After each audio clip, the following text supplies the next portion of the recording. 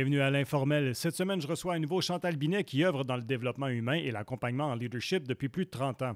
Après avoir fait face à de gros défis personnels, elle décide de lancer son propre podcast intitulé « Revenir à soi ».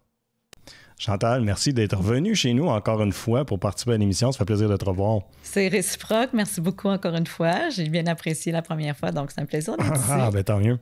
Je trouve ça drôle parce que nécessairement on va parler de ta santé parce que ça fait partie du parcours de ce qui s'est passé dans les dernières années. Puis curieusement, je ne sais pas si tu t'en souviens, puis je t'en ai pas parlé avant de rentrer en ondes, mais on s'est croisés à l'hôpital une fois. Hey, je m'en souviens même pas. Non, ben tu vois, je vais te rappeler. Ah, ouais. Puis je m'étais inquiété, puis j'ai dit, ah non, j'espère que Chantal elle va bien parce que tu venais de passer à travers ton cancer ou dans ma tête, tu étais proche de la fin. Tu me corrigeras là, si c'était pas ça, mais tu étais là, parce que je pense que tu n'avais plus qu'une fouille. Puis tu étais là avec ton père. Oui, c'est vrai, tu me le rappelles. En fait, je me suis brisé l'épaule. C'est ça. Oui, c'est ça. Sur la glace en hiver, j'imagine? Non, dans les escaliers de la maison qui amènent au sous-sol. Puis il y a un mur de briques en face des escaliers. Je me suis pas manquée. Ah, bon. Oui, ça fait que ça a été des années un peu intenses. Ben, j'imagine, comme si tu avais besoin de ça. Mais j'ai trouvé ça fun parce que ton père il était encore là. Tu sais, quand tu dis qu'on est parents un jour, parents toujours, c'est tellement vrai. Hein? C'est tellement vrai. On a toujours besoin de nos parents. C'est fou, hein? Oui, en effet. C'était comme une occasion pour eux de redevenir comme mes parents puis moi l'enfant. Ah, de ça qui m'a... Oui. Fait que non, j'étais très, très choyée de les avoir. Puis mon père aussi, qui a joué au taxi pendant 5 mois.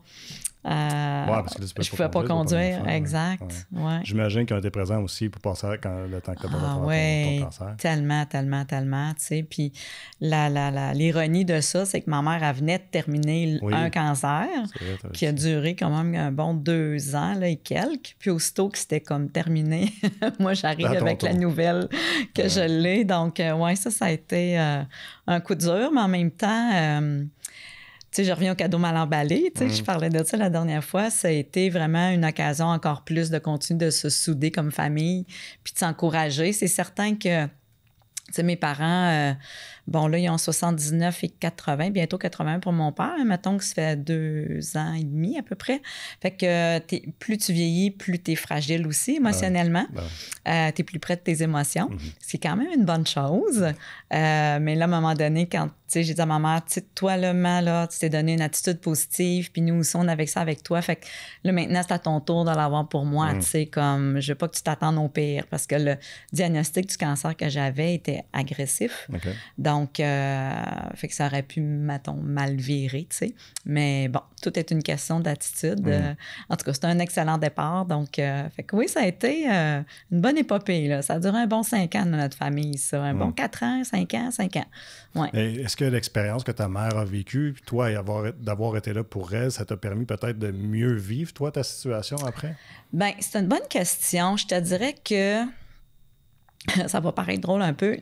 Ma mère, c'était le cancer de la gorge, qui a beaucoup plus d'impact qu'un cancer du sein, dans le sens qu'au niveau de la radiothérapie puis des traitements, ça a beaucoup plus d'impact dans le quotidien, tu sais. Donc, pour moi, c'était comme, OK, si ma mère a passé à travers ça à l'âge qu'elle a, puis que tous les médecins lui disent que c'est une championne parce qu'ils ont rarement vu quelqu'un là, qui passe au travers de ça de cette façon-là, qu'elle elle l'a passé. Puis moi, je trouvais déjà que c'était pas mal moins pire de mon côté. Fait que, tu sais, c'est pas toujours bon de se comparer, mais en même temps, c'était comme une évidence de le faire naturellement. Puis en même temps, je te dirais que chez nous, dans notre façon d'être, on est des gens profondément positifs. On est des gens résilients. Fait que quand t'es déjà comme ça, c'est sûr que ça aide. Puis on a beaucoup un sens de l'humour chez nous. Fait qu'on vient dédramatiser bien des choses, tu sais. Alors, c'est sûr que tout ça mis ensemble, ça nous a aidés. L'humour guérit bien des choses. Ah, tout à fait. Tu sais, puis on n'est pas le style drama, là, tu sais. On dramatise pas, on se positionne pas en victime. Tu sais, je vais peut-être le packager comme ça. On se positionne pas en victime chez nous, donc ça fait toute la différence. Puis on voit les opportunités qui découlent de ça. Donc, c'est ça. Puis c'est sûr que j'ai accompagné ma mère aussi beaucoup. Ma mère est plus anxieuse. Moi, j'ai pas vraiment ça. Donc, je la ramenais souvent dans le moment présent, tu sais, pour pas qu'elle se projette trop dans le futur. Parce que quand la tête, elle se met à partir dans le futur, c'est là que, quelque part, ça peut déraper, tu sais. Puis aussi, en guillemets, quand tu écoutes les médecins, ils travaillent avec des statistiques. avec ce qu'il voit, des tendances générales, mais ça ne veut pas dire qu'on est tous dans cette courbe-là. Alors, il faut faire attention aussi de ne pas trop... C'est correct d'avoir l'information, mais de ne pas trop se catégoriser puis s'étiqueter, parce que là, sinon, on part avec « OK, j'ai tant de chance » ou tu sais. Fait que ça, pour moi, j'ai fait un peu de travail avec ça, là, tu sais, autant pour moi, autant pour elle.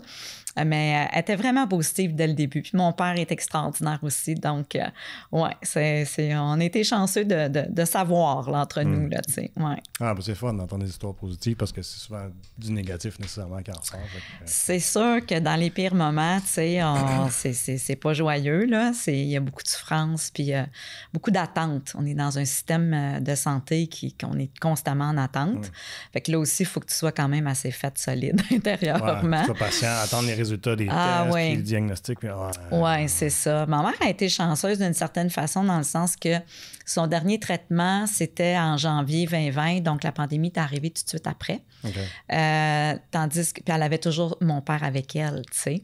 Tandis que moi, j'étais en pleine pandémie, fait que j'avais pas le droit d'avoir personne avec moi. Fait que pas que c'était un grand drame, mais c'est sûr que dans ces moments-là, ta vulnérabilité est exacerbée. Fait que c'est sûr que ça serait le fun d'avoir quelqu'un avec toi, mais tu peux pas, tu sais. Alors, faut que tu te rendes à tes traitements toute seule, puis tout ça. Fait que c'était comme assez drabe, un peu comme environnement au centre de cancérologie aussi, là. Tu sais, c'était toute une expérience, tu sais. Puis on dirait qu'aussi une peur qui embarquait de plus, c'est comme le système immunitaire est très affaibli, puis là, les consignes, c'est même si tu as ton masque, là, c'est quand même de ne pas être approché, tout ça. Fait que quand je partais faire mon épicerie, tu veux te tenir loin des gens, puis c'est pas tout le monde qui respectait la distance. Fait que c'est sûr qu'il y avait... Pour moi, ça, c'était un peu ma partie plus difficile, de me tenir vraiment loin des gens. Puis une fois de temps en temps, il fallait que je le dise comme, écoutez, j'ai le cancer, j'ai comme pas l'air de ça parce que j'ai mes cheveux, mais j'ai le cancer. Fait que là, tout le monde respectait, là, tu sais. Fait que, tu sais, c'est ça. Ça allait amener d'autres petits défis. Mais en même temps, je dirais que tu n'as tellement pas d'énergie à donner à personne. C'est pas tant le cancer qui te rend malade, ce sont les traitements, tout le processus, tu sais, les chirurgies qu'il faut passer au travers. Parce que quand, hier, je regardais notre épisode qu'on a fait ensemble, je me souvenais plus c'était quand. Fait que septembre 2020, j'avais déjà le cancer. Puis je le savais pas. Oui, puis ça paraît pas là, quand on me regarde, là, tu sais. Donc, fait que c'est ça, c'est plus les traitements puis tout ce qui vient avec, là. Mettons que c'est le système immunitaire, dans le fond, c'est vrai, qui perd ses réserves. Alors, c'est ça. Alors, mais tu as quand même dit, puis je paraphrase, puis je vais de mémoire, mais quelque chose comme c'était un des plus beaux cadeaux que la vie t'ait fait. C'est ça? Oui, c'est... Ben, tu sais, je reviens à ça. Moi, je voyais l'opportunité dans ça. Quand notre corps, il nous parle de cette façon-là, c'est important, à mon avis, de l'écouter, tu sais. Alors, j'étais quelqu'un qui travaillait beaucoup, qui était passionné, qui était beaucoup dans la rapidité, la quantité. Moi, ça me drivait, tu sais. Une forme d'adrénaline que je considérais quand même positive, mais j'étais tellement fatiguée. Dans le fond, c'était ça mon symptôme, tu sais. J'étais beaucoup, beaucoup fatiguée, mais je mettais ça sur un peu, début cinquantaine, tu sais. Je travaillais beaucoup à cause de la pandémie aussi. Les entrepreneurs revenaient beaucoup en coaching. Bref, fait que quand cette pause-là est arrivée, puis en plus que tu es en pandémie, tu n'as pas le droit de voir personne, puis c'est pas une bonne idée de voir personne non plus. Tu es vraiment seul avec toi. Puis c'est vraiment une occasion en or de revenir vraiment à l'intérieur de soi, puis de vraiment prendre une pause, puis de dire, OK, ça se peut que je passe pas au travers, puis ça se peut que je passe au travers. Donc, si je passe au travers, comment est-ce que je veux revenir? Tu sais, pour moi, c'était comme j'avais tout le loisir d'être seule, puis de réfléchir, puis de me projeter, puis de dire, bien, si j'ai à me projeter dans le futur, de quoi je voudrais maintenant que ma vie ait l'air? C'est comme un peu rebrasser les dés, puis de dire, OK, bien, de quoi ça aurait l'air si je me donnais pleinement la permission de visualiser, puis d'organiser ma vie différemment, parce que clairement, je ne pouvais plus soutenir le rythme que j'avais avant le cancer. Donc, ça a été vraiment une opportunité de revoir mon modèle d'affaires, de revoir mon horaire, de revoir le nombre de clients avec qui je veux travailler aussi comme clientèle. Qu'est-ce que je veux de plus dans mon agenda? Qu'est-ce que je veux de moins dans mon agenda? Puis dans ma vie en général, qu'est-ce que peut-être j'ai mis de côté par le temps, par le manque de temps, par le travail, peu importe les raisons. Puis disais, bien, qu'est-ce que j'aurais le goût de ramener? Parce que là, tant qu'à rester vivante, tu sais, puis je pense que tu as un choix aussi. En tout cas, personnellement, je l'ai pris comme ça. Je l'ai vu comme, j'ai le droit de choisir à ce moment-ci, est-ce que je suis prête à mourir ou je veux rester en vie? Tu sais. Parce que le cancer que j'avais était un triple négatif au niveau du sein. C'est le pire des cancers. C'est le plus agressif. Donc, moi aussi, on l'a trouvé à temps. Mais tu sais, ça te passe quand même par l'esprit de dire, OK, il y a des possibilités que ça revienne. Ou il y a des...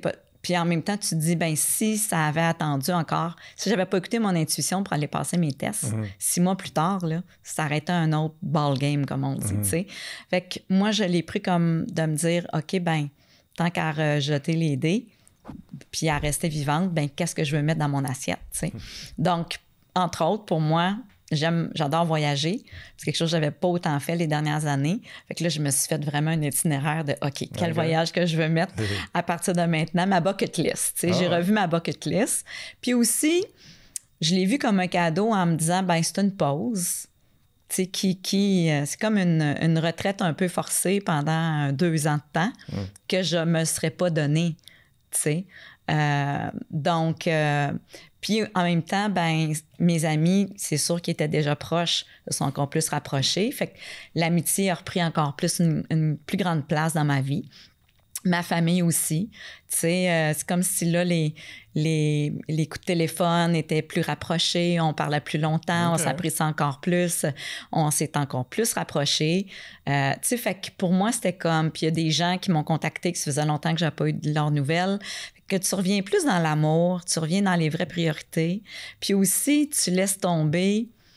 Des fois, des pensées tannantes, fatigantes, drainantes. Tu sais, t'es tellement plus... Je pense que vers la cinquantaine, on arrive à un point où on laisse tomber davantage comment les autres nous perçoivent. Tu sais, on fait tranquillement pas vite ça, là, ta trentaine, quarantaine. Cinquantaine, c'est un autre niveau. Puis je dis toujours, quand tu as eu le cancer, là, c'est un autre niveau. Tu sais, là, il n'y a plus rien qui dérange. L'important, là, c'est je suis en vie. Puis...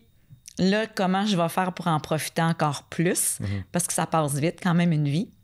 Mais veux pas, ça te met face à des fatalités aussi possibles. Donc, tu repriorises, puis tu sais, ton entonnoir devient de plus en plus, à mon avis, précis. Puis dire, OK, bien là, j'ai peur. Puis je m'en fais plus avec grand-chose, tu sais. Fait que maintenant, j'appelle ça comme des problèmes de riches. Des fois, des situations que les gens... se préoccupent avec ça, se font des peurs avec ça, angoissent avec ça. Puis je le dis pas nécessairement à haute voix, mais dans ma tête à moi, je me dis, parce que je l'ai vécu, puis je pense que ceux qui ont eu le cancer le comprennent aussi, ça, pour moi, c'est pas un problème. Ça peut être une préoccupation. Mais on grossit, on a tendance à grossir souvent nos préoccupations. Puis on est tellement dans un pays d'abondance, puis on s'en rend moins compte que parfois, tu sais, on grossit un petit problème, puis on en fait une grosse montagne, puis on stresse avec pas grand-chose. Fait que pour moi, maintenant, il n'y a plus grand-chose qui est un réel problème. C'est ça. Fait que pour moi, tout ça, c'est un cadeau, puis c'est vraiment une opportunité qui m'a été donnée de m'arrêter, puis de reprendre de l'altitude, puis de la perspective, puis de vraiment épurer qu'est-ce qui me drainait, que peut-être je m'en rendais même pas compte, tu sais. Puis t'avais pas, avant ça, mettons, commencé à prendre conscience d'avoir un cheminement dans ce sens-là, au moins? Tout à fait, oui. Moi, en 2012, 2013, je suis devenue comme intolérante puis allergique à plein d'aliments. Donc, mon corps prenais plus rien. Ah ouais. Fait que j'ai comme perdu 40 livres dans le temps de le dire. On passait plein de tests. On comprenait pas pourquoi mon corps rejetait toute la nourriture. Fait que dans le fond, j'étais intolérante au gluten, j'étais allergique aux produits laitiers, puis je le savais pas. Puis il y avait beaucoup de ça dans mon alimentation. Donc, à un moment donné, quand le corps devient saturé pour n'importe quel allergène, il est plus capable. Puis c'est tout le système digestif, intestinal qui réagit face à ça, tu sais. Donc, ça a été mon premier réveil de prendre conscience de l'alimentation. C'est pas un discours qu'on avait beaucoup dans ces années-là, 12 ans passés. Puis c'est pas un discours qu'on a encore suffisamment aujourd'hui. Non, je pense pas, effectivement. T'sais, puis la science, aujourd'hui, se penche davantage sur le rôle du microbiote, tout le domaine de l'intestin puis la tracte digestive. Parce qu'avant, c'est comme si la science nous voyait en morceaux séparés. T'sais. C'est comme si ce qui se passe dans ton ventre ne peut pas avoir d'effet sur ton estomac ou sur ton cerveau ou sur ton humeur. Mais là, ils sont tout en train de découvrir le contraire. Ouais, tout est relié, là. Exact. Puis... il appelle même l'estomac le deuxième cerveau. Oui, l'intestin d'ailleurs, c'est ça. Moi, j'en parle. Oui, ça va ensemble. Okay. Puis, je lisais même avant-hier un article qui disait que maintenant, aux États-Unis, au Canada, on est en train de s'alarmer au niveau justement de la médecine parce qu'il y a une hausse fulgurante des cancers colorectals chez les jeunes adultes de 35 ans et moins. Comme une hausse de 20 là, récemment, exactement. Tu sais, alors, je veux dire, c'est pas difficile à faire le 1 plus 1. Là, on est ce qu'on mange. C'est ça que... Je pense que c'est Socrate qui disait ça. Oui, c'est ça. Donc, ça nous ramène à la base. Fait que le corps, c'est pas un outil qu'on priorisait tant que ça. On priorise beaucoup la tête, tu sais, parce que c'est notre tête qui calcule, qui évalue, tu sais, puis c'est ce qu'on valorise beaucoup. Toujours dans l'éducation. Dans l'éducation, exact, la société, la science et tout ça, tu sais. Là, on prend plus en compte les émotions parce que là, on voit la santé mentale, qu'on devrait peut-être aussi appeler la santé émotionnelle, mais ça part beaucoup du corps, puis on ne fait pas ces liens-là nécessairement, tu sais. Donc, fait que c'est ça. Fait que quand on a un microbiote plus fragile, plus poreux, on appelle ça le syndrome du leaky gut. Oui. Donc, l'intestin plus perméable. C'est sûr que tu es plus propice à avoir des maladies chroniques, comme la fibromyalgie, comme le diabète, comme les douleurs chroniques, comme le cancer, tu sais. Tout ce qui est maladie inflammatoire. Tout ce qui est maladie inflammatoire. Donc, fait que pour moi, ça a été mon premier réveil dans ces années-là. Puis j'ai continué graduellement. Fait que je n'étais pas très surprise après ça d'avoir des cellules cancéreuses. Parce que je me disais, ben oui, mon corps est plus inflammé peut-être qu'un autre corps parce que j'ai déjà ces problèmes-là. Puis quand tu as un leaky gut, ton corps absorbe moins les nutriments. Oui. Fait que même si tu manges bien, ben il y a beaucoup de choses qui passent tout droit puis ton corps absorbe pas. Fait que c'est pour ça que je suis comme pas très surprise de ça, tu sais. Ouais. Non, c'est spécial, ça. On en entend de plus en plus parler, puis tu vois, j'avais déjà eu une nutritionniste qui m'en avait parlé à l'émission. Puis récemment, il y a un documentaire là, que j'essaie de me souvenir le titre, ça m'en revient. Sur Netflix? Sur Netflix, ouais. Là, il y en a plusieurs, puis ils sont tous bons. Là. Fait que, oui, ça, c'est une bonne source d'information. Je n'ai vu une couple, là, mais je n'ai eu un que j'ai regardé, puis il y en a d'autres qui sont sur ma liste là, à regarder. Oui. Ouais. Puis, non, puis c'est fascinant, le lien entre les deux. Mais tout ça pour dire, pour revenir à nos moutons, que cette période-là de ta vie, c'est quoi le lien entre cette période-là de ta vie et le fait que maintenant, aujourd'hui, tu as décidé de faire un podcast? Oui. Ben, tu sais, j'ai eu bien du temps pour penser. Puis c'est drôle. Quand j'avais vraiment pas beaucoup d'énergie, tu sais, puis il y avait plein de monde qui m'écrivait, tu sais, j'ai quand même un bon réseau, je suis beaucoup connue, puis quand j'ai mis ça sur Facebook, tu sais, puis que là, je prenais une pause pour le travail, tout ça, puis j'ai informé mes clients, ben il y avait plein de monde qui m'écrivait, puis j'avais pas l'énergie de répondre à tout le monde. Puis là, je me suis dit, ben je vais faire des vidéos. Quand je vais avoir l'énergie, je vais faire une petite vidéo, je vais me filmer, puis je vais partager aux gens un peu ce qui se passe, où est-ce que je suis rendue, puis comment je le vis. Je voulais pas que les gens dramatisent, tu sais, puis j'ai fait comme, OK, gang, ben il y a un petit crabe là, qui vient de s'installer. C'est pas mon cancer, c'est le cancer. Puis moi, ben voici ce qu'on m'a dit, mais voici comment moi je me positionne face à ça. Fait que je racontais comme l'histoire, puis Plein de monde ont trouvé ça inspirant. Plein de monde l'ont partagé dans leur réseau auprès de gens qui avaient aussi le cancer. Puis je voyais l'impact de ça, tu sais. Puis j'ai aimé quand même faire ça. Fait que je me suis dit, parce que moi, j'écrivais un blog, tu sais, depuis une dizaine d'années, j'écrivais un blog toutes les semaines. Puis à un moment donné, j'ai pris une pause parce que là, après 10 ans, 10-12 ans, c'était quand même beaucoup. Puis quand je me suis mis à me dire, OK, comment je veux revenir? Je dis, moi, j'aurais le goût, là, je suis prête à réécrire. Mais là, je voyais l'impact de la vidéo. Puis beaucoup de personnes m'ont dit, pourquoi tu pars pas un podcast? On aime ça t'écouter, Chantal, tu sais, toujours inspirant. Tu as une façon de vulgariser, simplifier les choses et tout ça. Donc, puis beaucoup de ma clientèle aussi me l'avait dit, mais j'étais comme pas prête. Puis je trouvais que ça valait bien de l'ouvrage aussi, tu sais. Puis là, finalement, quand je me suis sortie de ça, puis qu'après ça, j'ai guéri de l'épaule, là, je me suis dit, OK, mais peut-être que là, ça serait le temps. Fait que ma première étape, c'était de refaire mon site web qui datait. Puis après ça, je me suis dit, bon, ben là, si j'ai encore l'énergie, parce que, tu sais, ça prend quand même du temps avant que l'énergie se stabilise quand tu reviens de ces traitements-là, de cet épisode-là. Donc, et là, ben j'étais prête au printemps. Puis j'ai décidé de le faire simplement puis sobrement. Tu sais, je voulais pas avoir de me taper comme le studio, puis tout, tu sais, le montage. Oui, c'est le fun avec un montage, avec la petite musique, puis avec l'introduction. Puis, tu sais, dans mes standards esthétiques, c'est sûr que je me dis, oui, je vais faire quelque chose de beau, tu sais. Puis, j'avais pas cette énergie-là, puis je voulais pas trop prendre de temps là-dessus aussi. Mon temps maintenant est rendu précieux, puis mon énergie aussi. Fait que je le canalise, tu sais, de façon maximale. Fait que j'ai décidé de faire ça simplement chez moi. Puis j'ai jonglé avec le titre un bon bout de temps parce que je voulais pas me limiter juste à la gestion puis au leadership, tu sais, qui est mon domaine d'affaires. Puis aussi, j'ai remarqué depuis une dizaine d'années, ma clientèle, même s'ils viennent pour la gestion, le leadership, tu sais, comme entrepreneur, comme gestionnaire, on parle beaucoup de l'humain.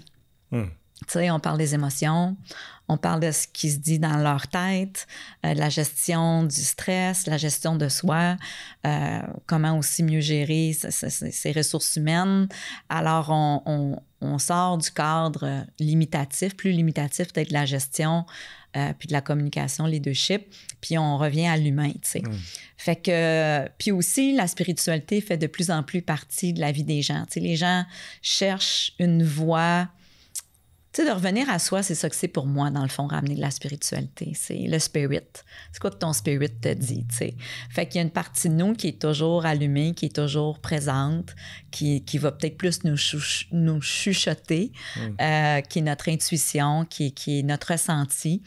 Puis que là, les gens écoutent de plus en plus parce que justement, sont tannés d'être stressés puis d'être toujours go, go, go, puis ils veulent tous se déposer. Donc, il y avait toutes ces conversations-là qui prenaient place au fil des années.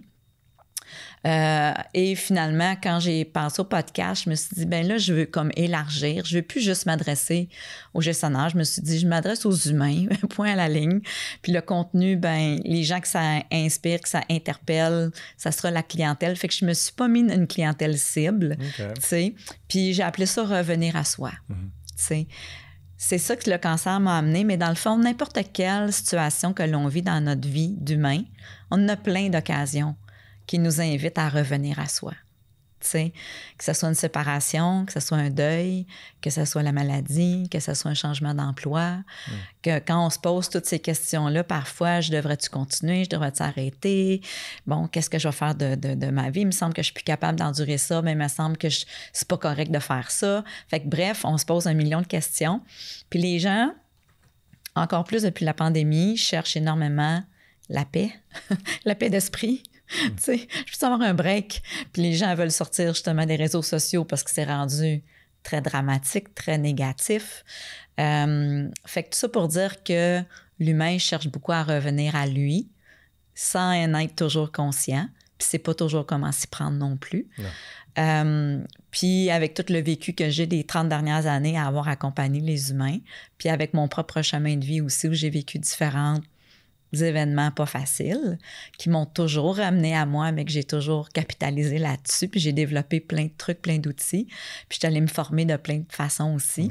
Mais je me suis dit, je pense qu'il est temps de redonner de façon plus large. Parce que c'est pas tout le monde qui peut se payer un coach. C'est pas tout le monde qui est dans une entreprise que l'employeur décide d'investir pour de la formation ou du coaching, une forme d'accompagnement, tu sais, coaching d'équipe.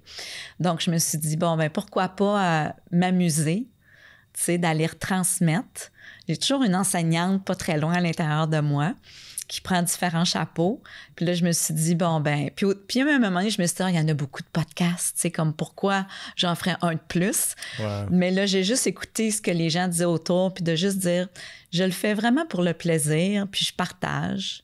Puis je fais ça très humblement, très sobrement. Puis je me suis dit, ça aura la vie que ça aura, puis ça l'interpellera les gens que ça l'interpellera, mais je pense que ce qui est partagé là, ben, peut résonner avec quelques personnes. Puis tu sais, des fois, même quand on lit un livre, on regarde un film, il y a peut-être une phrase, il y a peut-être un mot qui a plus résonné avec nous, qui vient faire un dépôt dans notre seau, qui vient nous amener une autre perspective. Qui reste avec nous autres. Qui reste avec nous, puis qui nous amène plus de clarté, plus de force, plus de paix, plus de joie, peu importe quoi. Ben, à ce moment-là, je me suis dit, OK, ben, allons-y. C'est comme ça que ça a commencé. Mais tu avais déjà des gens qui t'interpellaient. Fait que tu savais que tu avais déjà au moins un public, tu aurais quelqu'un qui va t'écouter. Oui, c'est ça. Ben, tu sais, quand tu dis il y a déjà plein de podcasts, ben, il y a des gens qui veulent t'entendre toi. Là. Oui, puis c'est ça qui a été mon coup de pouce, là, tu sais, là, le vent dans les voiles, parce que même quand j'ai commencé à écrire un blog en 2008 ou 2009, ça commençait, tu sais. Puis on parlait que c'était pour être l'avenir, mais il n'y avait pas grand monde qui écrivait, puis j'avais vraiment l'impression d'écrire dans le vide. Tu sais, j'écrivais ça, je mettais ça sur mon site web, puis je me disais, c'est qui lit ça, tu sais? Mais dans le fond, il y a plein de personnes qui m'en parlaient. C'est juste que les gens t'écrivent pas toujours pour te le dire. Fait que je me suis souvenue de ça, puis je me suis dit, c'est pas à moi à décider, tu sais, je vais laisser ça être. Puis tu vois, ça n'a pas pris de temps, ben je trouve, en tout cas... Pour le premier, pour le deuxième, j'avais déjà une centaine de personnes qui le regardaient. J'avais une soixantaine d'abonnés, une cinquantaine d'abonnés. Je me suis dit, ben OK, c'est déjà un petit, une réverbération qui me dit qu'il y a des gens qui sont à l'écoute. Ça vaut la peine. Puis il y a des gens qui le partageaient. Puis il y a quelqu'un qui m'a rapidement approché après le deuxième, puis elle m'a dit... On dirait que tu parlais juste à moi. On dirait que tu parlais de moi. Fait que moi, j'aimerais ça travailler avec toi. Tu sais, fait que j'ai fait un petit bout avec elle. Fait que, tu sais, on ne sait jamais l'impact qu'on aura. Fait que c'est pour ça que je me suis dit, je vais m'enlever du chemin, puis on verra la vie que ça prendra. Puis, mais j'ai du plaisir à partager ça. Donc, fait que le format... L'autre chose que je voyais aussi, tu sais, beaucoup de podcasts, ils ont des invités à toutes les semaines. Moi, je trouvais que ça va me submerger, c'est trop pour moi. Puis comme les gens disaient beaucoup, ben on veut t'entendre, bien là, je me dis, OK, ben je veux pas toujours avoir un invité non plus. Fait que je me suis dit, ben j'irai avec la surprise, tu sais, spontanément, intuitivement. Quand c'est le temps que je saurai que, OK, là, j'ai le goût d'inviter quelqu'un par rapport à un sujet X, ben on y ira spontanément. Fait que demain... Tu ne mets pas de pression. Non, c'est ça, exactement.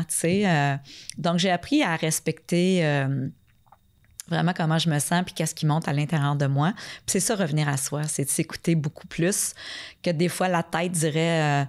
ben non, tu sais, la tête est plus serrée, je vais dire comme ça. Tu sais, le mental part de croyances, beaucoup de pensées répétitives, beaucoup du passé. Mais là, il fallait que j'actualise, que je ramène tout plus à jour. Donc, c'est pour ça que je me suis dit, ben je vais y aller spontanément, tu sais. Alors, comme demain, là, j'enregistre un podcast avec une invitée, puis ça sera le prochain épisode, là. Moi, je le fais aux 2 semaines. Je sors un podcast aux 2 semaines. Sur YouTube. Alors, fait que c'est ça. Fait que, tu sais, j'y vais dans le plaisir. Qu'est-ce qui m'amène de la joie? Puis je pense qu'à travers ça aussi, c'est ça qui fait que le podcast le contenu va venir résonner avec les gens parce que ça se fait pas à partir de la tête, ça se fait à partir du cœur, à partir de l'âme, à partir du corps aussi, tu sais.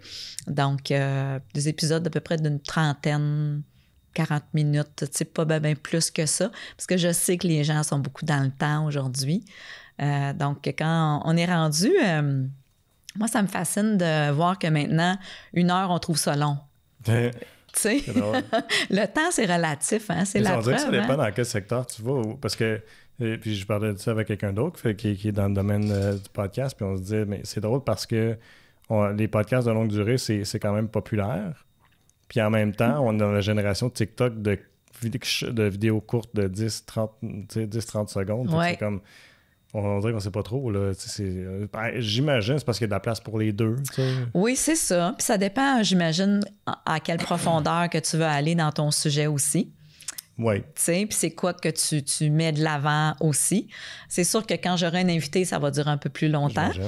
Puis il y a beaucoup de personnes qui m'ont dit moi, j'écoute ça dans l'auto. Ouais, c'est donc, ça. c'est là que le temps. C'est ça la clé des podcasts. Exact. À longue durée, c'est exact. que ça remplace un peu la radio. Là. C'est ça. C'est ça. Donc, je suggère souvent aux gens, moi, justement, de nous écouter à l'informel, de façon audio. Oui. Dans le temps des vacances, tu prends la route, tu t'en vas en route, c'est le bon temps de regarder une formule plus longue. Et voilà. Ce qui m'a frappé quand tu m'en as parlé, puis aussi tu l'as dit dans ton premier podcast, tu dis toujours, les 2 fois, tu as dit quand je vais aller mieux, je vais faire ça. Comme s'il n'y avait aucun doute dans ton esprit, comme c'était pas genre si ça va aller mieux, oui. Je vais faire ça, c'est quand je vais aller mieux. Tout à fait, quand je vais aller mieux. C'est tellement important. Tu sais, on peut appeler ça de la programmation ou de la visualisation. Mais moi, c'était une certitude. J'ai décidé de partir avec la certitude.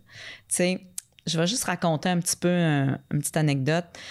Quand je suis sortie du bureau de la chirurgienne, c'est elle qui m'a rencontrée. Une fois que mon médecin m'avait appelée pour me dire que là, les tests étaient sortis, qu'il y avait un cancer. La chirurgienne, c'est elle qui te rencontre, en tout cas dans mon cas, en premier, pour dire, bon, ben ça va être quoi la chirurgie, puis ça va être quoi les prochaines étapes. Puis, selon la 30aine d'années d'expérience qu'elle avait, puis ce qu'ils ont vu et tout ça, il était pour se passer que j'étais pour avoir la chimio pendant 6 mois, la chimio la plus agressive. J'étais pour perdre mes cheveux dès le premier traitement parce que le cancer que j'avais était vraiment agressif puis qu'il a tendance à récidiver. Alors, on ne prendra pas de chance. Puis après ça, ça va être la radiothérapie.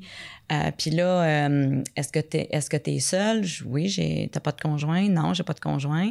Bien là, il faudrait que tes parents, genre, déménagent chez vous pendant 6 mois pour prendre soin de toi parce que tu vas être tellement malade, tu pourras pas rien faire.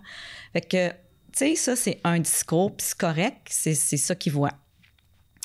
Là, moi, je suis pas le genre à paniquer, tu sais. Fait que là, j'écoutais, mais je laissais pas tout ça rentrer dans mes pores de peau puis tout dans mes cellules. Là. Je me disais, OK, j'entends ça, je vais déposer ça sur la table. Là. Puis après ça, je vais mûrir ça, tu sais. Et puis là, il fallait que je décide, est-ce que lors de l'opération, je fais enlever mon sein au complet? Est-ce que je fais enlever les 2 seins? Ma grand-mère maternelle était décédée d'un cancer du sein. Okay. J'ai eu une cousine qui finissait un cancer du sein, puis j'avais une petite cousine qui finissait un cancer du sein aussi. Donc, elle était convaincue que c'était génétique. Fait que le génétique, c'est sûr que le cancer va revenir, puis probablement dans l'autre sein, puis probablement que tu vas avoir le cancer de l'utérus en même temps, parce que c'est le même gène. Fait que là, ouais, c'est ça. Puis là, il fallait que je décide. Non, c'était pas un beau portrait. Et là, il fallait que je décide est-ce que je fais enlever les seins, pas les seins. Puis là, ben, j'ai demandé, ben, c'est quoi que vous me recommandez, tu sais? Ah, ben non. Là, moi, je décide pas pour toi. C'est toi qui décides.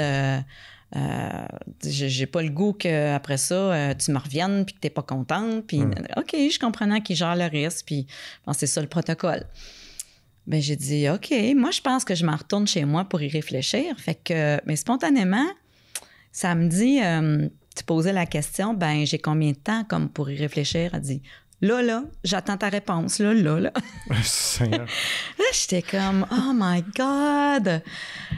Ouf! Fait que là, je me suis dit, OK, j'entends, moi, c'est vraiment intuitivement que ça m'a dit d'appeler pour prendre mon dépistage au niveau du sein. T'sais. C'est vraiment une intuition qui était forte, qui me disait, là, t'es peut-être mieux d'appeler.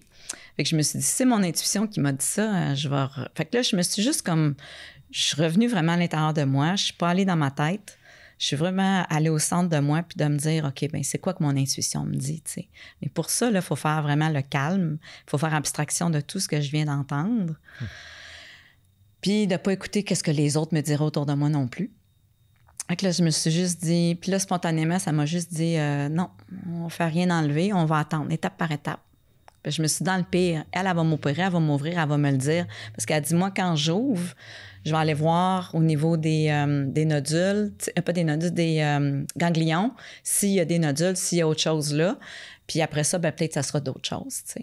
Fait que je me suis dit, OK, étape par étape. Fait que là, quand je suis sortie du bureau, je suis rentrée dans mon auto, dans le stationnement. Puis je me suis dit, là, Chantal, t'as le choix.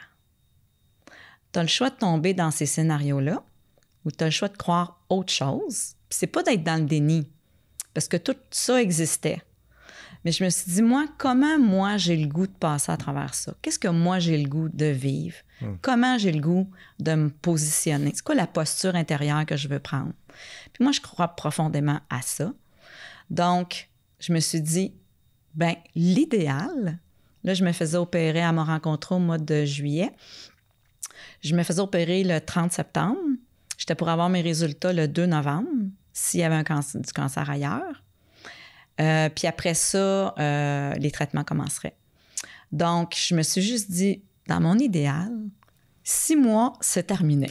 Parce que quand mon médecin m'avait appelé, puis elle savait quel genre de cancer qui était là, elle m'avait dit, ça va vous prendre 1 an et demi à 2 ans avant de vous en remettre, puis de revenir, genre, dans la vie, là, tu sais, puis au travail. J'étais comme, wow, 1 an et demi à 2 ans, ça, c'est beaucoup de temps, là, pour la fille qui était bien en action. Ah ouais. Donc, fait que là, je me suis dit, bien, idéalement, 6 mois, l'opération est faite. J'ai pas de drain, parce qu'habituellement, tu as un drain, là, puis ça, c'est une autre affaire, là. C'est compliqué, là, un drain dans le sein. C'est plus douloureux, puis l'infection peut se rentrer là-dedans. Fait que je me suis dit, pas de drain, pas de chimio, juste la radio. Puis au mois de décembre, je fête Noël avec tout le monde, puis tout est fini. Bien, c'est exactement ça qui s'est passé. Arrête. C'est exactement ça qui s'est passé. Puis... Fait que, attends un peu, là. Fait que ta médecin qui t'a parlé de 1 an et demi, 2 ans, après 6 mois, tu étais fonctionnelle? J'étais pas fonctionnelle après 6 mois, mais mon 6 mois, c'était... J'avais pas eu de drain pour l'opération. OK.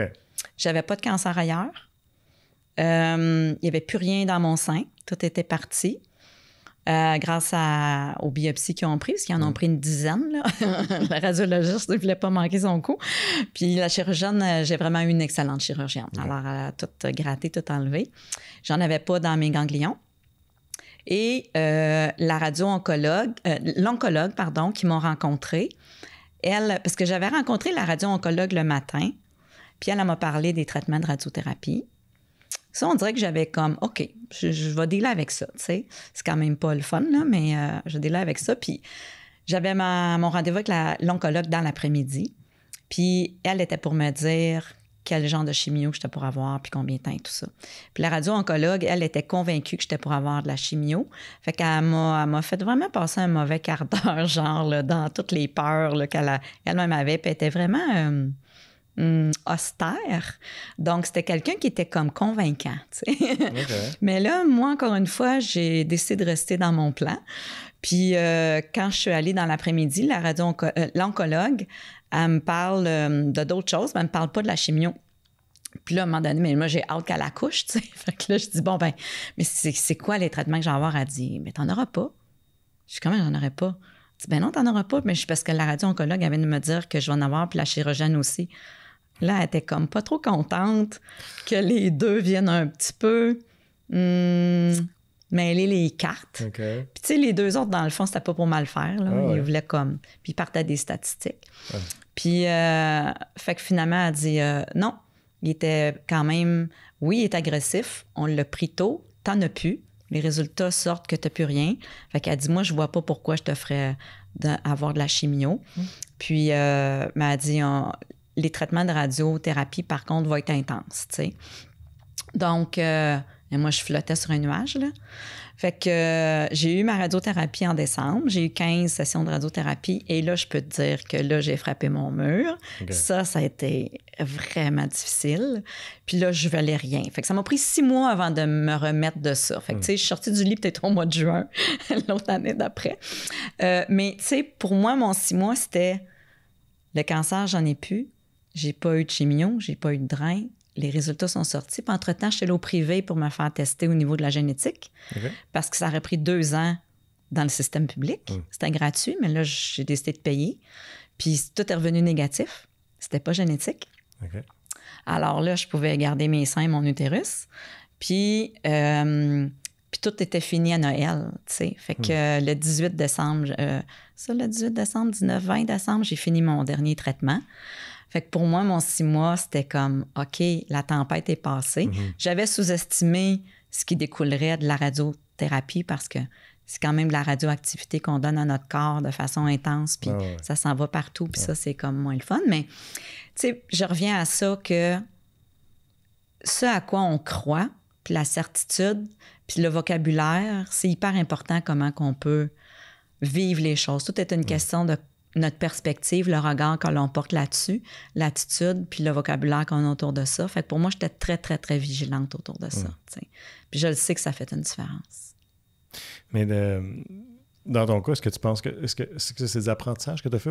Parce que tu disais tantôt que chez vous, vous êtes naturellement positif. Oui. Mais en même temps, je me dis, tout le monde a une limite. Oui. Parce que là, tu es là devant un bagage de mauvaises nouvelles. Oui. Est-ce que tu avais des outils pour être capable de te ramener, te recentrer à toi, ou bien c'est juste naturel? Bien, il y a un peu de naturel, c'est sûr. Tu as toujours deux choix, tu sais. Ça se passe bien ou moins bien.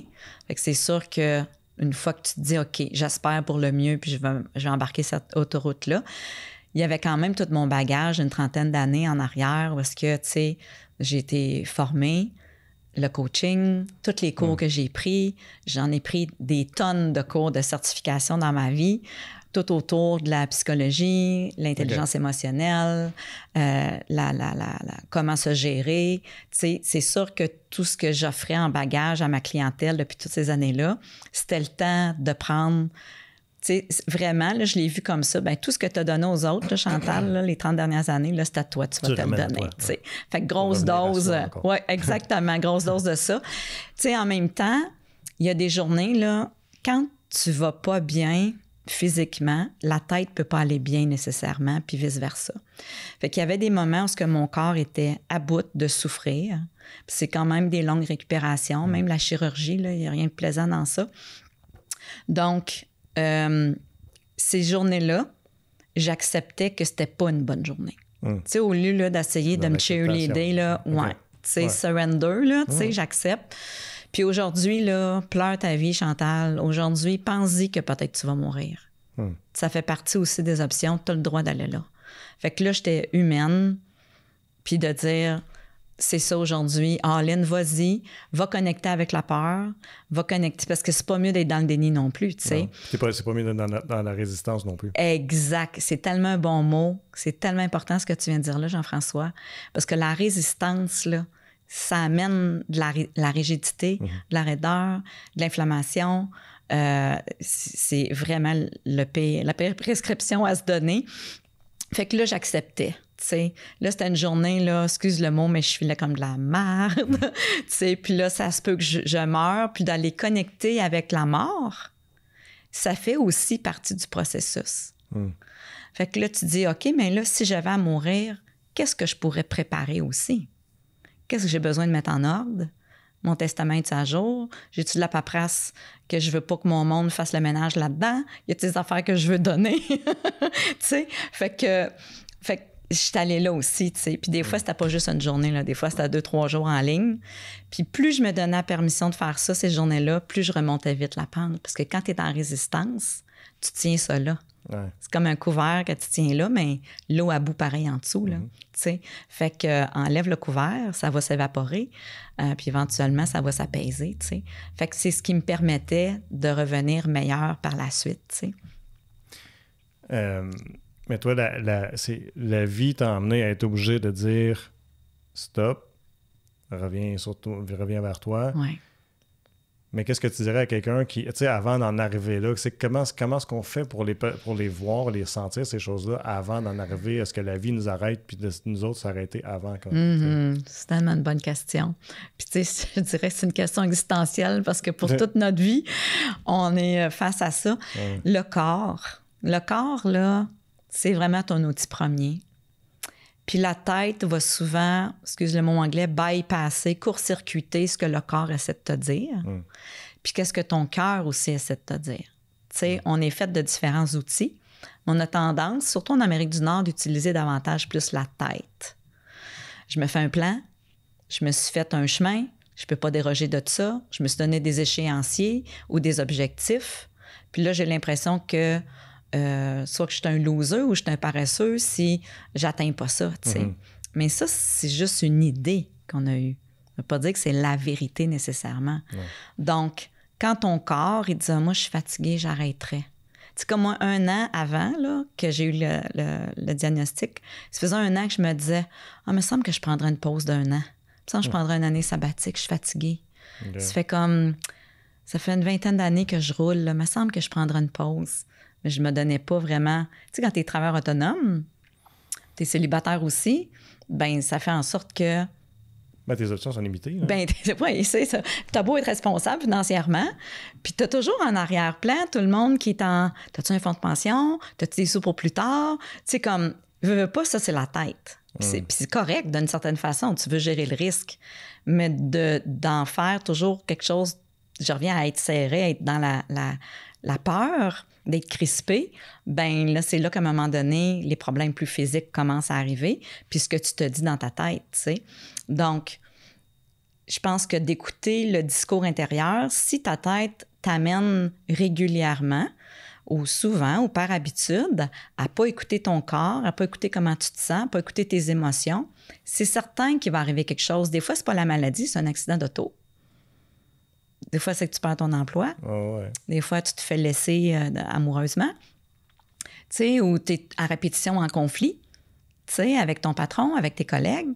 Bien, c'est clair, c'est parce qu'il y a plein de signaux qui font que tu n'écoutes pas, en quelque part, ce que la vie est en train de te dire. Puis c'est pas une question de wouhou, là, c'est vraiment comme ça, là. Ça parle de différentes façons. On a dit, tu sais, un peu comme quand on sait qu'il va pleuvoir. Qu'est-ce qui nous dit ça? Ah, le vent vient de changer. Tu sais, on vient de voir que les feuilles viennent de tourner de bord. J'aime l'analogie que tu fais. Tu sais, on le sent. Ouais. Mais on n'a pas de preuves. Va-tu vraiment mouiller? On le sait pas, mais on vient de s'apercevoir qu'il y a plus de chances que ça arrive. Fait que je vais abrier mes choses, ou tu sais. Fait que c'est la même chose au niveau du corps, tu sais. On a plusieurs sens. Tu sais, mais on a notre cœur qui nous parle fort. Puis le cœur a son propre champ électromagnétique au même titre que le cerveau puis que le corps, mais il envoie des signaux. Puis souvent, c'est cette partie-là de nous qui le sait à l'avance, tu sais. Fait que des fois, quand on a, mettons, de la peine, puis on ne l'écoute pas, on va mettre le couvert là-dessus, quand tu parlais de résistance tantôt, ben, à un moment donné, il y a autre chose, il y a un autre symptôme qui va arriver. C'est peut-être j'ai tout le temps mal à la tête ou j'ai mal dans le dos. Combien de personnes ont mal dans le dos? Dans le bas du dos, peu importe. Notre corps va somatiser, c'est le mot qu'on utilise, va somatiser ce qui se passe émotionnellement à l'intérieur de nous, puis on est des bébites émotionnelles.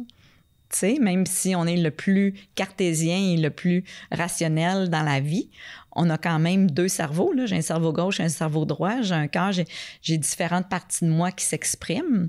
Puis si en plus, on parlait tantôt du style de vie, tu sais, l'alimentation ou le sommeil ou l'activité physique, toutes ces choses-là font que quand je prends pas soin de mon corps, puis que ça fait des années, ça prend du temps avant qu'un corps... Un corps, c'est tellement bien réglé au quart de tour, mais qu'au fil des années, à un moment donné, puis quand on n'a pas... Bien, ça vient nous rattraper. Puis quand on n'a pas réglé des situations passées, qu'on est resté dans de la colère, ou qu'on est resté dans de la rancœur ou de la tristesse, on n'a pas fait des deuils ou dans des traumas qu'on a reçus aussi puis qu'on n'a pas guéri, bien, c'est sûr que c'est pas en niant ça pendant 15 ans, 20 ans de temps qu'il n'y a rien qui va se passer, tu sais. Certaines personnes ont des systèmes plus forts que d'autres, mais en général, ça vient pas mal nous rattraper, tu sais. Il n'y a pas d'hasard qu'aujourd'hui, il y a 1 personne sur 2 qui a le cancer. Ça, c'est une maladie. Oui, on est rendu à 1 sur 2 et c'est tous les âges. Et c'est plus juste les gens moins éduqués puis qui vivent dans des pays moins riches, tu sais. Donc, ça, c'est ceux qu'on connaît diagnostiqués. Aussi, tu sais. Donc, oui, on a une espérance de vie meilleure qu'avant, mais tu sais, quand on regarde le diabète aussi, là, qui est rendu... beaucoup plus courant qu'avant, puis on a plein de maladies chroniques qu'on n'avait pas avant. L'Alzheimer qui est puis Parkinson, la démence qui est vraiment en augmentation. Tu sais, c'est sûr qu'il y a l'usure de la vie, mais il y a l'environnement dans lequel on est. Fait que, tu sais, ça revient, pour ta question, ça revient d'être à l'écoute. Puis d'être à l'écoute, ça demande de ralentir. Ça demande de se donner des moments avec soi tout seul. Ça demande d'avoir le courage et la vulnérabilité. Courage de s'écouter. Oui, d'aller à l'intérieur. Avec soi-même. Exact. Puis d'aller écouter vraiment qu'est-ce qu'il y a à l'intérieur. Peut-être que je ne veux pas le savoir complètement. Moi, je dis souvent, le déni, c'est fort. Beaucoup d'humains sont dans le déni. Ils ne veulent pas savoir comment ils se sentent. Ils ne veulent pas aller dans le passé régler des choses. Ils ne veulent pas prendre soin d'eux nécessairement. Moi, j'ai un oncle qui est décédé il y a quelques années. Ça faisait longtemps qu'il avait plein de symptômes physiques, de plein de choses, mais c'était un homme de sa génération.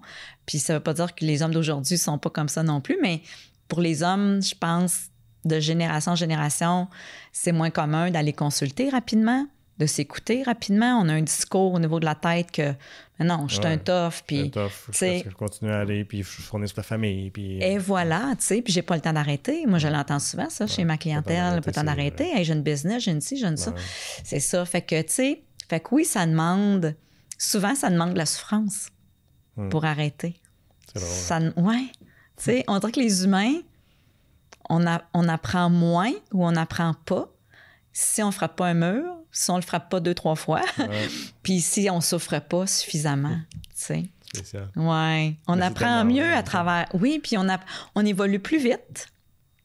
Plus les obstacles sont forts, plus on évolue vite. Tu sais, on le voit chez les enfants qui ont le cancer. Combien de fois qu'on dit qu'ils ont une sagesse que les adultes n'ont pas, puis que toute la famille évolue beaucoup plus vite grâce à ce qui s'est passé du fait qu'un enfant a le cancer, tu sais, ou qu'il y a eu un accident. Pourquoi? Parce que c'est vrai qu'on avance plus vite quand ça fait mal. Fait que souvent, une partie de nous aspire à évoluer, à ce qu'il y ait des choses qui changent. Mais quand la tête n'a pas le courage ou quand le cœur n'a pas le courage, il va se passer quelque chose, on va manifester quelque chose, pas nécessairement parce que c'est notre faute, là, c'est pas une question d'une faute, c'est qu'il y a une partie de nous qui aspire à, puis à un moment donné, bien, il y a un événement qui va se passer, puis c'est un tremplin, mais c'est pas tout le monde qui va le voir comme ça non plus, puis on n'est pas tous habilités à le voir comme ça, tu sais. Oui, c'est ça. Fait que ça demande quand même un bon travail d'introspection, puis d'arrêter de penser que ce qu'on va découvrir en regardant à l'intérieur de nous, que ça va toujours être pas beau puis pas bon. Puis c'est tellement un bel exercice, je vais l'appeler comme ça, de pardon. Parce que des fois, on en veut à la vie. Tu sais, il y a des personnes qui m'ont dit « Ah, c'est injuste, Chantal, comment ça se fait, t'as ça? » Puis après ça, quand je me suis brisé l'épaule, « Bien, voyons, tu mérites pas ça. Tu sais. C'est pas injuste, c'est pas que tu mérites pas, c'est juste ça. Exact! C'est ça. C'est ça, ça fait partie de la vie. Je l'ai lu, ça, parce que j'ai lu Le pouvoir du moment présent là, de Eckhart Tolle, oui. Excuse, 2 fois aussi. Fait que tu sais, je connais le principe, mais ça ne veut pas dire que c'est nécessairement facile de l'appliquer, par exemple, quand ça arrive. Exact. Ça fait, c'est ça fait quasiment 25 ans que je suis à Eckhart Tolle. Okay. J'ai même fait une certification avec lui. Mon cadeau, là, un peu post-cancer, là, l'année passée, d'aller faire un programme de 6 mois avec lui. Une certification qui s'appelle Becoming a Teacher of Presence. Devenir un enseignant de la présence, dans le fond. Parce que c'est ça que je venais de faire pendant tout le cancer, dans le fond, puis avant aussi avec mon travail. Puis c'est drôle que tu cites lui parce que je m'en allais le citer, parce qu'il disait, tu sais, dans le fond, d'être présent à soi, parce que lui, c'est ça qu'il enseigne constamment, c'est d'être capable de regarder ta vie, puis de te regarder toi, puis même ce qui se passe autour de toi, en étant dans l'acceptation, au lieu du jugement. Puis c'est ça qui est difficile pour l'humain. Puis là, on le voit encore plus comment que là, la Terre est polarisée, puis tout le monde se crie après puis se juge.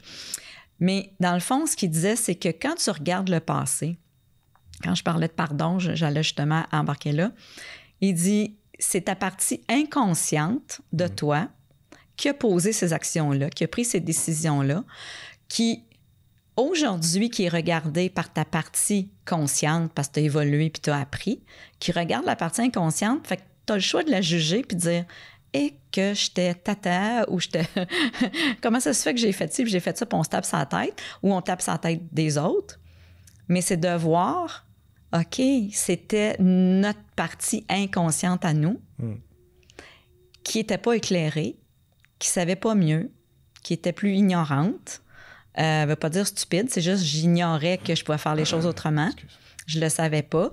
Puis que quand la partie consciente de toi regarde ça aujourd'hui, il faut qu'elle regarde avec bienveillance, puis avec pardon, mais dans le fond, il n'y a rien à pardonner parce que tu peux pas pardonner. Il n'y a rien à pardonner à quelqu'un d'inconscient, il ne le sait pas. Ouais. Quand tu le sais, par exemple, c'est une autre affaire, mais là, c'est aussi d'être dans le non-jugement puis de dire ça ne nous prend pas juste une fois pour apprendre. Non. On apprend souvent par répétition. Puis tu sais, on a souvent des vagues dans une vie. La vie marche en spirale. On revisite des choses qu'on dit, ben voyons, comment ça se fait? Je pensais que ça, je l'avais appris. Oui, tu l'avais appris à un certain niveau, mais là, il y a un autre niveau de profondeur, un autre niveau d'intégration qui veut venir s'installer. Puis c'est ça d'être conscient, puis c'est ça d'être présent à soi. C'est pour ça que pour moi, revenir à soi, c'est comme pas mal la trame de nos vies. Puis c'est correct, ceux qui le font pas, on les juge pas, ils sont juste pas là. C'est pas un choix de vie qu'ils vont faire. Mais quand tu t'éveilles de plus en plus, tu es de plus en plus conscient, c'est plus difficile, à un moment donné, de voir tous ceux qui sont plus inconscients, parce que là, c'est facile de tomber dans le jugement, puis de l'interprétation. Fait que c'est un travail d'une vie, c'est des muscles à travailler régulièrement, de juste revenir à « OK, ben moi, je suis fière d'être conscient de ça. Puis là, maintenant, mon travail, c'est de ne pas juger ça, parce que dès que je me mets en mode jugement, je me mets en mode résistance. Oui. Puis je me mets en mode critiquer verbalement, de toutes les façons. Et là, je m'amène un discours dans ma tête qui va venir impacter mon système immunitaire, qui va venir impacter toutes mes cellules, comment mon corps va se comporter. Fait qu'il faut vraiment apprendre à être vigilant, tu sais. Mais c'est le travail d'une vie. C'est de se bâtir des muscles au fur et à mesure qu'on évolue. Puis c'est pas d'être parfait, c'est juste d'accepter qu'on est humain. Tu sais, faire la paix avec ça. Ben ouais. C'est spécial de t'écouter parler parce que, de base, tu es consultante, coach en entrepreneuriat.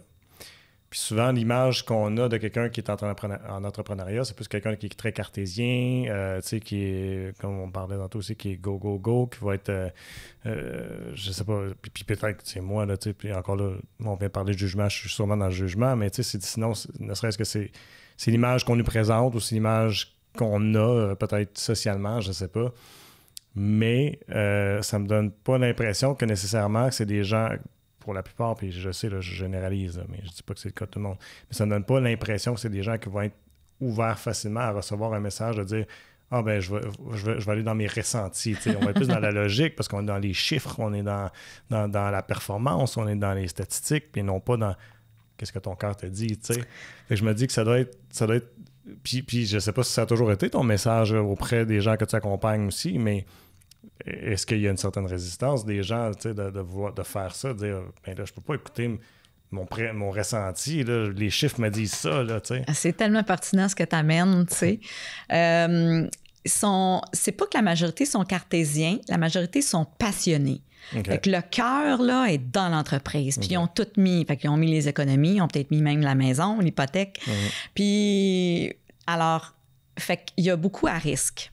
C'est là qu'après, les peurs embarquent. Ben oui. T'sais. Alors, la peur, là, ça peut être un grand motivateur. Mais quand ça devient un motivateur pendant 15 ans, 20 ans, c'est là que ça vient user davantage. Okay. Fait que souvent, tu sais, ils dorment pas autant. Puis là, la tête n'arrête jamais. Puis maintenant qu'on est hyper connecté à tout, ton téléphone, là, c'est moindrement que tes notifications, là. Tu as une notification pour Messenger, pour un texto, pour un courriel. Écoute, c'est la pire recette pour pas péter une crise de cœur, là, tu sais. Mais il y en a des cartésiens puis des logiques, mais ces gens-là, souvent, sont plus anxieux. Okay. Alors, oui, pour eux, c'est un peu plus difficile d'avoir le discours d'être dans le ressenti parce que c'est un peu plus loin de eux. En même temps, quand je les amène à faire le lien dans leur vie, des fois personnelle, comme quand je leur demande « qu'est-ce que tu fais pour te décrocher? » Mais moi, je fais comme un 30 km de vélo, tu sais, mettons. Bon, ben OK, là, on est dans le corps, mais on est dans le ressenti aussi parce que je me sens plus, je suis moins dans ma tête ou, tu sais, j'écoute de la musique souvent. Tu sais, c'est des gens qui aiment voyager. Pour décrocher, là, ils vont partir, ils vont faire une activité assez intense, ils vont écouter beaucoup de la musique, ils ont un hobby, là, tu sais. Donc, mais souvent, quand ils arrivent à moi, c'est que la résistance au ressenti, elle fait plus à job, si je peux dire ça. Fait que là, il arrive à, écoute, je sais pas qu'est-ce qu'il faut que je fasse. Il me semble que j'ai tout essayé. Fait que là, j'aimerais ça prendre du recul avec toi. J'aimerais ça de voir qu'est-ce que toi, tu peux m'amener, Chantal, comme perspective. Puis de me faire voir peut-être des angles morts que je vois pas. Fait qu'ils sont un peu plus près, ou sinon beaucoup plus près, à être un peu plus vulnérable, si je peux dire. Vulnérable, ça veut pas dire je me mets à pleurer. Ça veut juste dire je suis un humain, puis je me mets un peu plus à nu face à toi, puis je vais te dire vraiment qu'est-ce que je pense à l'intérieur de moi, puis que j'ose pas dire à personne. Okay. J'ai souvent des gens qui vont me dire « me semble que j'irais vendre du chocolat pendant une couple de jours ou une couple de semaines. Me semble que je mettrais ça, tout ça là, tu sais. » Mais souvent, c'est parce qu'ils s'en imposent beaucoup. Fait que d'aller avec le ressenti, dans le fond, c'est plus d'enlever de la quantité puis d'enlever de la rapidité. Ça veut pas dire de passer d'un extrême à l'autre. Ça veut pas dire aller te mettre sur un hamac là, ou juste faire de la méditation pendant 30 heures semaine. Tu sais, des fois, on passe d'un extrême à l'autre là, dans l'humain. Mais c'est plus de regarder, ben OK, comment tu aurais le goût de jouer différemment dans ton quotidien. Puis là, on va dire, jouer, ben ça me parle. Tu sais, parce que faut que tu joues avec eux en fonction de qui ils sont. Tu veux pas les transformer, mais tu veux... Des fois, j'amène des connaissances au niveau physique, un peu comme ce qu'on a parlé tantôt, qui va venir un peu plus amener de la clarté puis un éveil parce qu'il n'y avait pas ces informations-là. Okay. Puis là, ils vont devenir plus curieux, tu sais. Puis aussi banal que d'être dans le ressenti, c'est combien de fois tu t'arrêtes dans une journée juste pour respirer. Puis tu respires de où?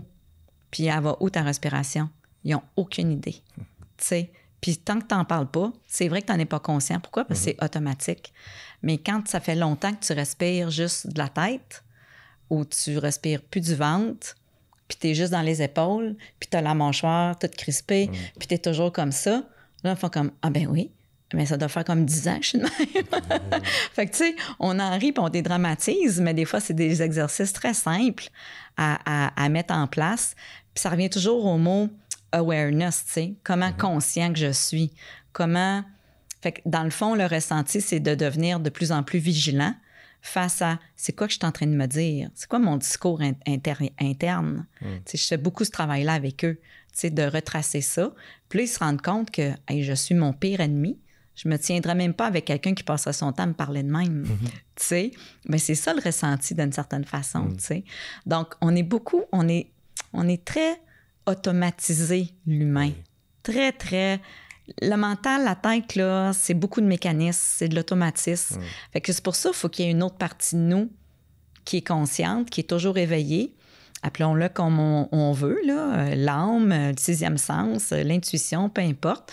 Mais il y a une partie de nous qui attend que ça, qu'on soit à l'écoute, puis qui nous parle plus. Puis c'est ça qu'Eckhart Tolle enseigne aussi, tu sais. Fait que, mais oui, parfois, il y a de la résistance parce que je pense qu'on image négativement le ressenti. Tu sais, on va tomber dans... Oui, il n'y a pas de place pour les émotions, il n'y a pas de place pour ça. Ou t'entends dire, il n'y a pas d'amis en business. Fait que dans le fond, il n'y a pas d'émotions, il n'y a pas de place aux émotions quand t'es en affaires. Exact. Mais là, je te dirais que je pense que la pandémie est venue exacerber ça, de démontrer que, au contraire, tout le monde est dans l'émotion. Il y a eu beaucoup de monde qui sont ceux-là qu'on voit qui sont pas capables de se gérer. Alors là, on parle beaucoup plus de la gestion des émotions. Puis on comprend mieux le rôle de ça. Puis quand on fait en parallèle la santé mentale, mais qu'est-ce qui fait que je ne vais pas bien dans ma tête? Bien, c'est parce qu'émotionnellement, je ne vais pas bien. Fait que santé mentale, émotionnelle, c'est la même chose. Fait que ça fait longtemps qu'on parle des émotions sans même s'en rendre compte de ce qu'on parle.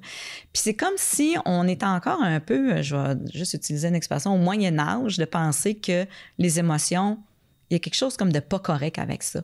On a encore des croyances négatives, un regard négatif sur travailler avec un thérapeute, aller voir un psychologue. Tu sais, la santé mentale, c'est comme, ça a été tabou pendant longtemps. C'était... fait que c'est comme si on est resté, encore une fois, au niveau de la tête, avec une lunette, comme quoi qu'on est faible, comme quoi qu'on n'est pas assez bon de quelque chose, puis qu'on risque de perdre notre image, notre statut. Ça n'a tellement pas rapport avec ça. Mais de moins en moins, je pense, par exemple. Oui, moi, c'est ce que je vois. Ouais. Moi, je vois depuis une dizaine d'années, c'est mieux.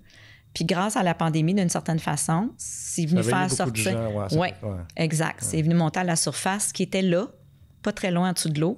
Mais là, ça a sorti. Sauf que là, on est passé... C'est là qu'on voit toute la colère puis le jugement qu'on voit, les critiques sur les réseaux sociaux. Ça démontre à quel point les gens sont complètement déconnectés de leur cœur, puis sont beaucoup dans la tête, puis sont plus tant dans le corps aussi. Puis c'est là qu'on atteint... Des fois, il faut atteindre un paroxysme, un extrême, pour qu'après ça, le pendule relâche de l'autre côté. Pour trouver le juste milieu, il faut toujours aller à un extrême. Exact. Il y a eu comme beaucoup de décennies où est-ce qu'on ne pouvait pas parler. La religion l'empêchait, l'autorité, peu importe, les gouvernements. Là, on est passé à l'autre extrême. Là, tout le monde parle. Ça a libéré la parole, les réseaux sociaux, d'une certaine façon. Mais là, puis, tu sais, il y en a quand même des bons discours puis des bonnes choses. C'est juste qu'on ne met pas le focus là-dessus. Puis c'est noyé à travers toute la haine, tu sais. Mais la haine parle du cœur. Puis la haine puis le jugement, c'est beaucoup la peur qui est en arrière de ça. Ben oui. T'sais. Alors, la peur, là, c'est parce que j'ai 5 ans en ce moment, là.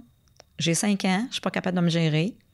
Puis il n'y a pas de partie de moi qui vient embarquer pour me montrer que, ben voyons, là, ça sera pas si pire que ça. Puis c'est quoi les chances que ça arrive pour vrai? Puis sinon, ben, que faisons-nous avec maturité autour de ça? Comment pouvons-nous communiquer avec maturité? Puis c'est ça, je pense, le nouveau mot qu'il faut se mettre dans le quotidien, c'est comment mature émotionnellement on peut de mieux en mieux devenir. Puis c'est quoi le travail qu'on doit faire par rapport à ça? Puis ça, c'est de ramener de la conscience, puis c'est de ramener de l'éveil à l'intérieur de nous, puis de la vigilance, pour dire en ce moment où est-ce que nous amène notre discours, que ce soit en couple, en famille, dans une réunion de collègues ou même sur les réseaux sociaux. Mais je pense qu'il faut revenir à notre responsabilité individuelle. T'sais. On a plus de pouvoir qu'on pense. Oublions-le pas. C'est pas parce que dans une masse, on n'entend que ça, qu'il ne peut pas avoir des leaders qui font preuve de plus de sagesse puis de maturité, puis qui viennent tempérer les choses aussi. Mais pour ça, ça demande qu'on prenne soin de soi, dans un premier temps. Ouais. Fait que ça... Les dernières années, je pense que ceux qui étaient prêts à évoluer, autant les entrepreneurs que les gestionnaires ou que les parents, ben ils ont vu l'opportunité ou ils ont vu le moment précieux pour prendre justement plus de leadership positif, plus de maturité pour venir tempérer ça. On a besoin de reprendre un certain leadership autour de ça. Mais pour revenir aussi un petit peu un paradoxe, c'est que si on reste dans notre sujet qui, mettons, les gens d'affaires, le système capitaliste dans lequel on vise à la croissance perpétuelle et à la performance. Fait qu'encore là, c'est difficile de dire, quelqu'un qui est en affaires, je trouve, de dire, ben, il va falloir que tu revoies tes objectifs à la baisse, entre guillemets, parce que, en tout cas, j'imagine, si tu mets moins de temps, tu sais, nécessairement, tu es moins productif, tu vois, tu sais. Puis que là, de te recentrer sur toi-même, puis de dire, OK, il faut que je vois autrement j'ai une autre vision, mettons, d'être en affaires, peut-être qu'il n'y ait pas une croissance aussi grosse ou aussi continuelle que je voudrais, tu sais. Oui, bien, c'est un bon point t'amènes. On associe beaucoup le temps à l'argent.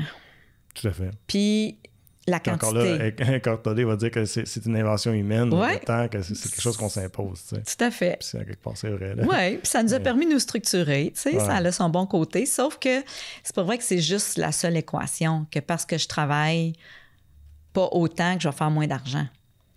Tu sais, c'est plus de regarder. Quelqu'un pourrait moins mettre de temps dans son entreprise puis continuer à faire les mêmes gains, tu penses? C'est ça que moi, j'ai fait comme virage dans les 2 dernières années. Surtout la dernière année, parce que j'ai revu mes forfaits, j'ai revu comment je voulais travailler, j'ai revu vraiment mon modèle pour dire, ben si je veux moins travailler, puis si je veux garder à tout le moins le même salaire, le même revenu, mais comment je peux innover? Tu sais? Alors, fait que Je pense qu'il y a une façon de regarder justement comment on peut faire les choses différemment. C'est sûr que ceux qui ont innové avec le web, avec le marketing numérique, ben ils ont vu leur vente changer parce qu'ils se sont adressés différemment, non plus juste localement, mais plus régionalement ou plus provincial ou national ou international. Fait que c'est un exemple parmi tant d'autres. Puis aussi la technologie. Tu sais, là, on a l'intelligence artificielle. Fait que, tu sais, on arrive à un moment dans la société où est-ce qu'on a accès à plus de technologie, où est-ce qu'on peut faire les choses différemment. Puis ça veut dire qu'il faut investir peut-être plus en recherche et développement, des choses qu'on faisait peut-être moins avant. Puis qu'on innove dans notre marketing. Puis au niveau de, justement, comment rendre notre entreprise plus viable. Peut-être qu'on vend des choses qu'on devrait plus vendre parce qu'on le vend par habitude, mais peut-être que c'est pas ça qui nous ramène le plus de sous. Puis parfois, on va les garder quand même parce que ça fait partie de notre ADN, puis à partir de notre cœur, c'est quelque chose qu'on veut garder, tu sais. Puis en même temps aussi, à un moment donné, c'est jusqu'à quel point mon revenu me rend heureux. Jusqu'à quel point mon style de vie que je me suis mis vient me rendre heureux ou vient m'étouffer. Fait que parfois, j'ai vu quand même plusieurs personnes faire des virages, de dire « Hey, sais-tu quoi, dans le fond, là? J'étais tellement habituée de me donner toujours des objectifs plus élevés d'une année à l'autre. Mais ça, c'est des projections. On l'a vu, là, que c'est pas la vérité. Pas vraiment ça qui va arriver. Puis le piège, c'est que si on n'atteignait pas nos objectifs, c'est parce qu'on pensait qu'on n'avait pas travaillé assez. On n'était pas assez efficace ou qu'on n'était pas assez bon. Mais tout le temps, c'est parce que c'était pas réaliste. Tu sais, ou tu l'as pris ton chiffre, dans le fond. Ouais, mais là, c'est parce que ça fait 5 ans que, OK, mais qu'est-ce qui dit que la 6e année, ça va être ça? Tu comprends? Fait qu'il faut challenger nos croyances, puis il faut se ramener, j'appelle ça au why, il faut ramener au pourquoi. Pourquoi je veux tant amener de la croissance? Moi, j'ai vu vraiment les deux scénarios. J'ai eu la majorité de ma clientèle en entrepreneuriat, c'était vraiment des entreprises en croissance de façon continue. Puis, quand la pandémie est arrivée, c'est sûr que là, ça leur a rentré dedans. Puis qu'après ça, ils ont dit « Hey, dans le fond, là, moi, j'ai vu que je m'amusais plus autant ou qu'on faisait peut-être pas les choses comme je voulais peut-être les faire, puis à un moment donné, je me suis laissée embarquer dans le courant, puis justement par les chiffres, puis de dire peut-être que j'ai plus tant besoin de la croissance parce que là, la pénurie de main-d'œuvre, c'est rendu un grand problème. Puis ça l'empoisonne mes nuits. Puis ça me crée du stress parce qu'on n'arrive jamais à livrer. Puis dans le fond, c'est parce que ma réalité est plus adaptée. Puis dans le fond, ça me fait faire un virage que la croissance que je voulais est peut-être plus autant séduisante. Puis peut-être que l'illusion que j'avais que j'étais pour faire plus d'argent, parce que la majorité que j'ai vue, ils ont fait moins d'argent avec la croissance. Parce que c'est plus de RH, plus grande structure, plus grandes infrastructures aussi physiquement, plus de problèmes de gestion de personnel, moins de temps pour développer les choses. On serait prêt encore dans les vieilles, peut-être dans les vieilles pensées ou les vieilles tendances d'une éducation qui était c'est ça réussir. C'est ça la réussite, aussi, exactement. Tu sais. Alors, c'est quelque chose que je fais souvent avec ma clientèle de revenir justement à mais c'est quoi ta croyance par rapport à ça? C'est quoi tes attentes par rapport à ça? C'est quoi ta définition de ça? Tu sais. Puis il y en a. Puis tu sais, ça dépend aussi. L'entrepreneur de 30 ans, il est fougueux, là, lui. Là. Il n'a pas encore tout le vécu de celui qui a 50 ans puis qui dit « Hey, moi, parle-moi plus de croissance, là, ça ne m'intéresse pas. » Puis il y en a qui ont croit, puis qu'après ça, ils ont dit « Hey, sais-tu quoi? Je m'aperçois que là, c'est une zone d'inconfort. Là. Il n'y a plus personne qui est heureux dans l'entreprise. Là. Fait que là, on va diminuer un peu plus, puis on a trouvé notre milieu où est-ce que c'est ça, nous autres, qu'on est le plus profitable, on est le plus rentable, parce que tout le monde est heureux, tout le monde maîtrise ces choses, puis que je peux déléguer, puis partir pendant une semaine en vacances ou 2 semaines en vacances, puis la relève est là, puis j'ai pas besoin de regarder constamment mes courriels, tu sais. Alors oui, puis ça, c'est quelque chose à revisiter régulièrement. Puis souvent, quand on arrive en coaching, c'est un peu l'exercice qu'on est rendu prêt à faire. J'ai besoin de prendre du recul, Chantal. Je peux pas le faire avec mes employés. Je peux pas le faire avec mon conjoint. Je peux pas le faire avec, des fois, mes associés, parce que mes associés veulent continuer de s'en aller par là. Moi, je m'aperçois que c'est plus ça qui me drive autant. Fait que là, je viens prendre du recul. Je viens travailler avec toi quelques mois pour remettre de la clarté, reprendre la perspective, puis de revoir c'est quoi mes valeurs, c'est quoi mes besoins, vers où je veux me réaligner pour mon prochain 5 ans. Tu sais, alors, fait que ça revient tout à l'humain, tu sais, parce que on a une pensée linéaire, mais l'humain est tellement pas linéaire, tu sais. Puis en Amérique du Nord, on valorise encore une fois beaucoup la rapidité, la quantité. Puis ça veut pas dire que c'est pas bon.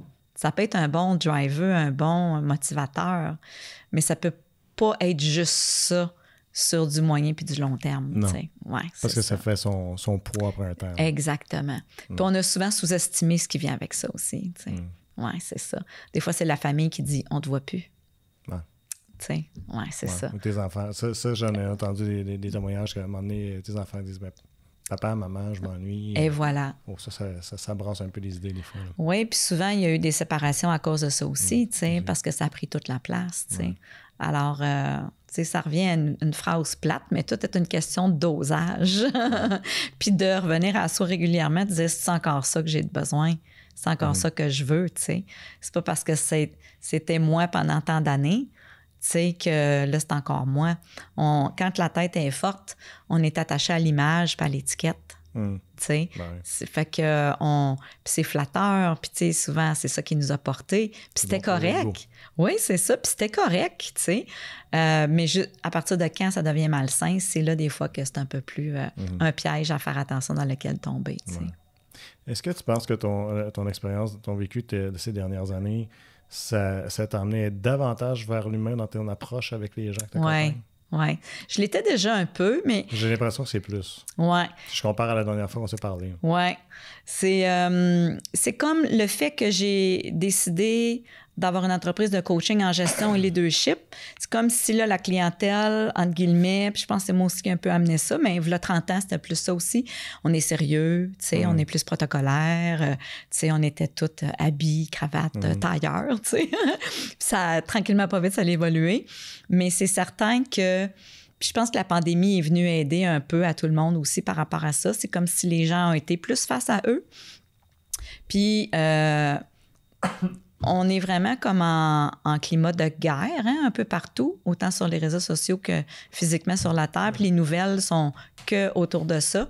Fait que c'est comme si tout le monde est plus mûr et plus prêt à dire « Hey, il me semble qu'il y a d'autres choses que de juste rester dans le cadre structurel. » Saturé, probablement. Oui, c'est ça. Puis on veut avoir un peu plus d'équilibre. Alors oui, moi, personnellement, je me suis donné plus la permission d'aller là avec ma clientèle pour m'apercevoir que le fruit est mûr, puis ils ont soif, puis ils ont faim de ça. Puis ils me disent, ben c'est-tu correct qu'on parle de ça en coaching?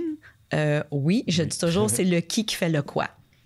Fait que, tu sais, même si tu as des beaux objectifs, puis tu veux avoir une entreprise en croissance ou que tu es un DG qui veut être moins stressé, ben on va regarder l'humain, comment toi, tu prends soin de toi. Puis comment tu gères qu'est-ce qu'il y a dans ta tête, puis tu le sais-tu même qu'est-ce qu'il y a ici, qu'est-ce qui se passe ici, puis tu sais-tu qu'est-ce qui se passe dans ton corps, tu sais. Fait que si tu sais pas trop qu'est-ce qui se passe dans ta tête puis dans ton corps, puis t'es déconnecté de ça, peut-être que no wonder que c'est pour ça que ça va moins bien ces temps-ci. Puis c'est plus, on va regarder une chose à la fois, tu sais. Ouais. Ce qui est peut-être quasiment un lien avec la citation, puis je vais finir avec ça.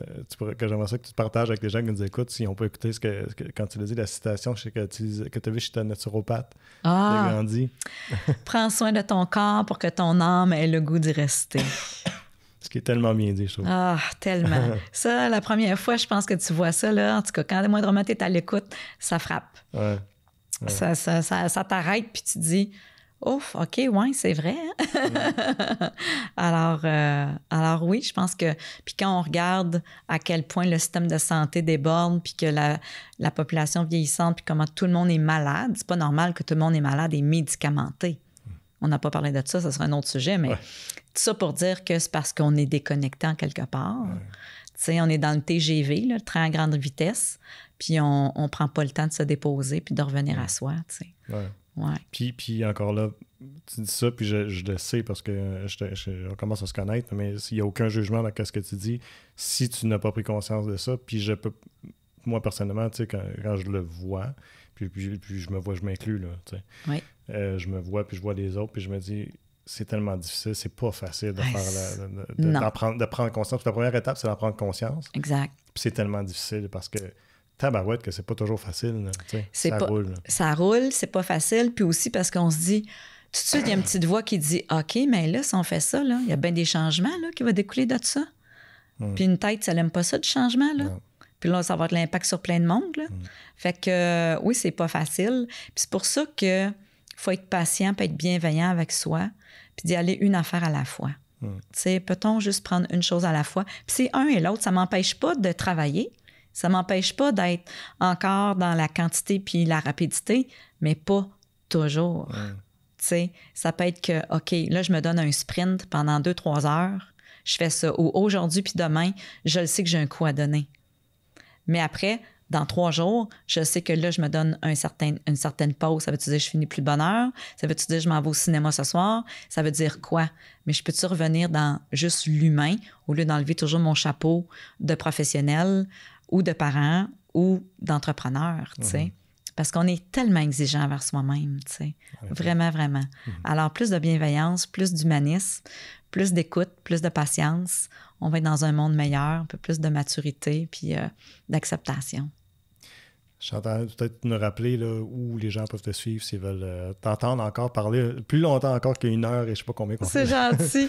Ben là, le podcast Revenir à soi sur YouTube aux 2 semaines, les mercredis. Alors, Revenir à soi, Chantal Binet sur YouTube, vous allez tomber sur les podcasts.